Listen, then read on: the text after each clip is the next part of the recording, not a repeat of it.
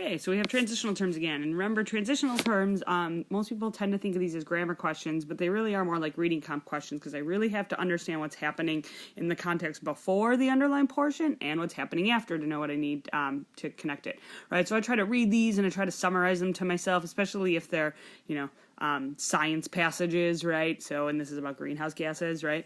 So we have, it's common knowledge, so greenhouse gases are like bad for the environment, right? But most people don't have a comprehensive understanding of the problem. So this sentence is saying like, people know greenhouse gases are bad, but most people don't really fully understand them, right? And then we have, for example, these gases linger in the atmosphere thousands of years, right?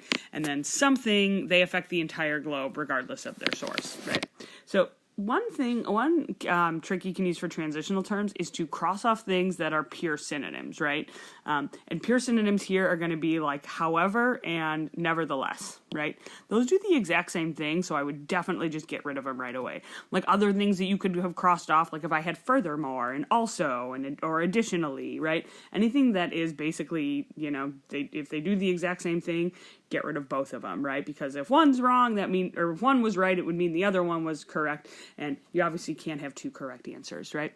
But they have to be direct synonyms, right? So just be careful. Don't cross off something like, if I have this isn't an answer choice here, but furthermore and therefore, they seem similar, but they are not. Furthermore just means also, and therefore means like it's the result of whatever happens before. So just be really careful if you're just going to immediately cross off answer choices for being synonyms. They have to be direct synonyms. Okay, so we got rid of however and nevertheless, right? So we have here is like greenhouse gases stay in the atmosphere for a really long time, right?